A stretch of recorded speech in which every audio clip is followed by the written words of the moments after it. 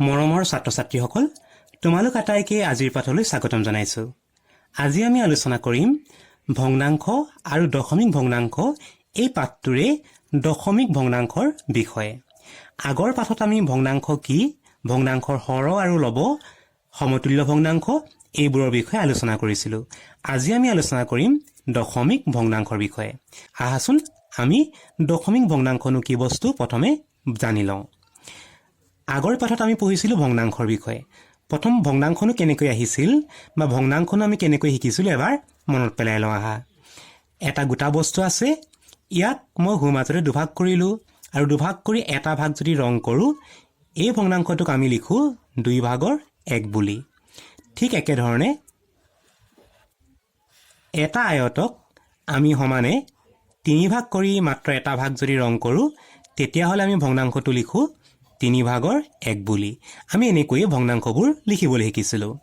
এইবোৰ হৈছে ভগ্নাংশ। এই ভগ্নাংশৰ ওপৰত যিটো সংখ্যা থাকে তাক কোৱা হয় লব আৰু তলত যিটো সংখ্যা থাকে তাক কোৱা হয় হৰ। ভগ্নাংশটোৰ হৰ আৰু লব যিকোনো সংখ্যা হ'ব পাৰে। আজি আমি কেইটামান বিশেষ ভগ্নাংশ পঢ়িম, যিবোৰ ভগ্নাংশক দশমিক ভগ্নাংশ বুলি কোৱা হয়। আমি এনেকুৱা কেইটামান ভগ্নাংশ লিখিম। এটা ভগ্নাংশ লিখিলোঁ যিটো ভগ্নাংশৰ হৰ হয় 10, আৰু এটা ভগ্নাংশ লিখিম যিটো ভগ্নাংশৰ হৰ হয় 100, আৰু এটা ভগ্নাংশ লিখিম যিটো ভগ্নাংশৰ হৰ হয় 1000। এতিয়া আমি এই যিকেইটা ভগ্নাংশ লিখিলোঁ, এই ভগ্নাংশকেইটা হৰত প্ৰথমটোত আছে 10, পাছৰটোত আছে 100, এইটোত আছে 1000। 1 আৰু 0, ইয়াত 1ৰ পাছত 0 আছে 2টা, ইয়াত 1ৰ পাছত 0 আছে 3টা। এনেকুৱা যিবোৰ ভগ্নাংশ পোৱা যায়, এই ভগ্নাংশবোৰকে কোৱা হয় দশমিক ভগ্নাংশ। এই ভগ্নাংশবোৰকে কোৱা হ'ব দশমিক ভগ্নাংশ। গতিকে দশমিক ভগ্নাংশ কি বা দশমিক ভগ্নাংশ কাক বোলে বুলি ক'লে তোমালোকে উত্তৰটো ক'ব লাগিব যিবোৰ ভগ্নাংশৰ হৰ 10, 100 বা 1000 আদি সংখ্যাবোৰ হয়, সেই ভগ্নাংশবোৰেই হৈছে দশমিক ভগ্নাংশ। তোমালোকৰ পাঠ্যপুথিটো এটা সংজ্ঞা দিয়া আছে, আমি চাই লওঁ আহা।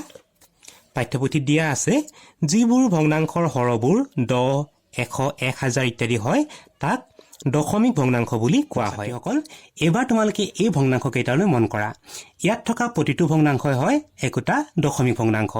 এই ভগ্নাংশটোৰ হৰ হয় 10, এই ভগ্নাংশটোৰ হৰ 10, 10, ইয়াৰ হয় 100, ইয়াৰ হয় 1000। গতিকে এই আটাইকেইটা ভগ্নাংশ হয় দশমিক ভগ্নাংশ। যিবোৰ দশমিক ভগ্নাংশ থাকে, সেই দশমিক ভগ্নাংশবোৰ আমি দশমিকত প্ৰকাশ কৰিব পাৰোঁ। কেনেকৈনো দশমিকত প্ৰকাশ কৰে আমি চাই লওঁ আহা। দশমিক বুজাবৰ কাৰণে এটা সৰু বিন্দু ব্যৱহাৰ কৰা হয়। এই বিন্দুটোকে কোৱা হয় দশমিক। এই দশমিকটোনো কেনেকৈ ব্যৱহাৰ কৰিম আৰু দশমিকতনো কেনেকৈ এই ভগ্নাংশকেইটা লিখিব পাৰি এবাৰ আমি চাই লওঁ আহা। প্ৰথম ভগ্নাংশটো মন কৰা, 10/4। এই ভগ্নাংশটোত 1ৰ পাছত 0 আছে 1টা। গতিকে আমি যদি ভগ্নাংশত প্ৰকাশ কৰোঁ, তেতিয়াহ'লে দশমিক দিব লাগিব এটা অংকৰ আগত। ইয়াত সংখ্যাটো দিয়া আছে, ইয়াত লবটো দিয়া আছে 4। গতিকে প্ৰথমে আমি 4 লিখি ল'ম আৰু দশমিকটো দিম আমি 1ৰ আগত বা এটা অংকৰ আগত। ইয়াত এটা অংক হয় 4, গতিকে 4ৰ আগত আমি এটা দশমিক দিব লাগিব আৰু আগত দিম এটা 0। তেতিয়াহ'লে 10/4ক দশমিকত লিখিব পাৰোঁ 0.4। 10 থকাৰ কাৰণে দশমিকটো দিব লাগিব এটা অংকৰ আগত। এটা অংক হয় 4, 4ৰ আগত আমি দশমিকটো দিব লাগিব। ইয়াৰ পাছৰটো চোৱা, 10/6। ইয়াত হৰত আছে 10, গতিকে দশমিকটো নিব লাগিব এটা অংকৰ আগলৈ। তেতিয়াহ'লে প্ৰথমে লিখি লওঁ লবটো। লবত আছে 6, 6 লিখি ল'লোঁ। দশমিকটো 1ৰ আগলৈ নিওঁ।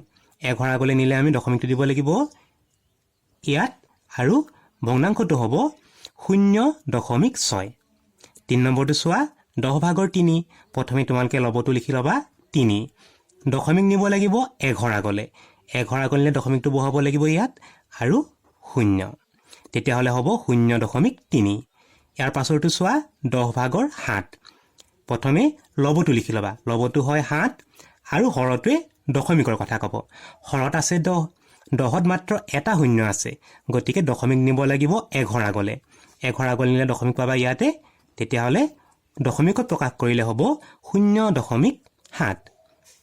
এই ভগ্নাংশটো মন কৰা, 10/2।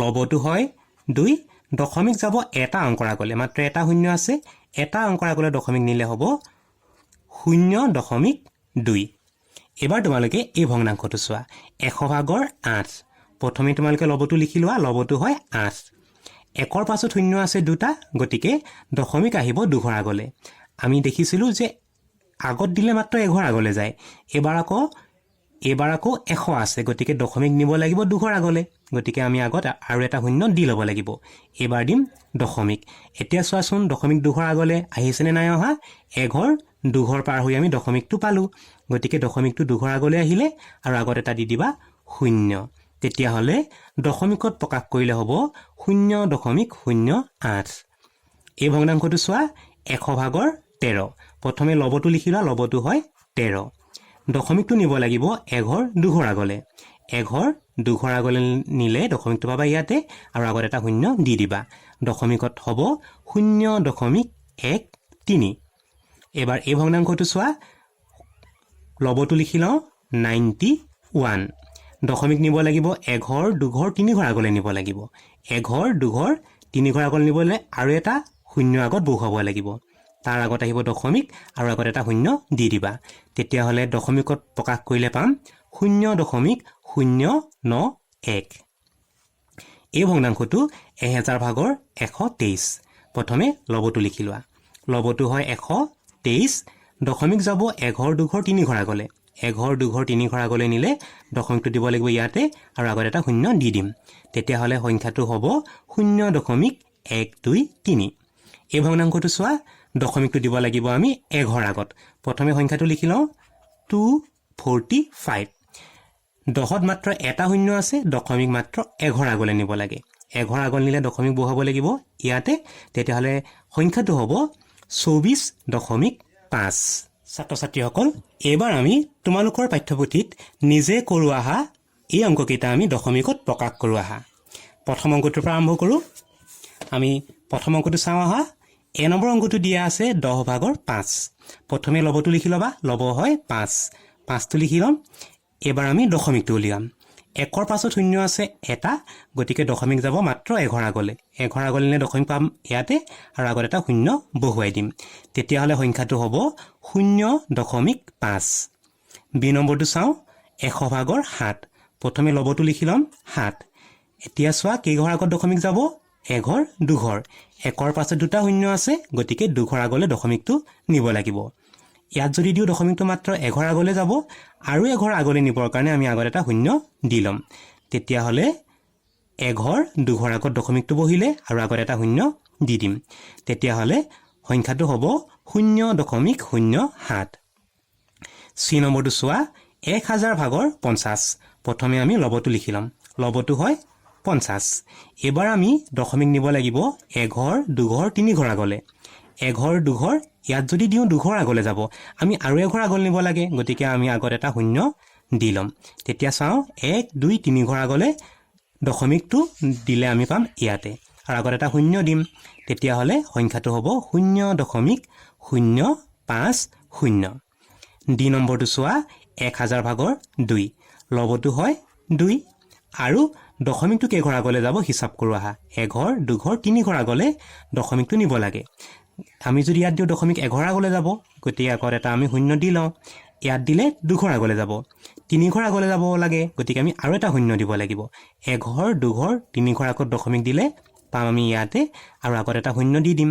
তেতিয়া হলে দশমিকত প্ৰকাশ কৰিলে হ'ব 0.002 ই নম্বৰ প্ৰশ্নটো মন কৰা 100 ভাগৰ 60 প্ৰথমে আমি লবটো লিখি লম 60 দশমিক যাব দুঘৰ আগলৈ এঘৰ দুঘৰ আগত নিলে দশমিক পাম আমি ইয়াতে আৰু এটা শূন্য দি দিম দশমিকত প্ৰকাশ কৰিলে হ'ব 0.60 এফ নম্বৰটো চাওঁ আহা 1000 ভাগৰ 750 প্ৰথমে লবটো লিখি লওঁ 750 দশমিক নিব লাগিব এঘৰ দুঘৰ তিনিঘৰ আগলৈ এঘৰ দুঘৰ তিনিঘৰ আগলৈ দশমিক নিলে আমি দশমিক পাম ইয়াতে আৰু আগত এটা শূন্য দি দিব লাগিব জি নম্বৰটো দিয়া আছে 10 ভাগৰ 9 প্ৰথমে লবটো লিখি লওঁ 9 দশমিক নিব লাগে এঘৰ আগলৈ নিলে দশমিক পাম ইয়াতে আৰু আগত এটা শূন্য দি দিম সংখ্যাটো হ'ব 0.9 একেবাৰে শেষৰটো মন কৰা 1000 ভাগৰ 10 প্ৰথমে লবটো লিখি লওঁ 10 দশমিক নিব লাগে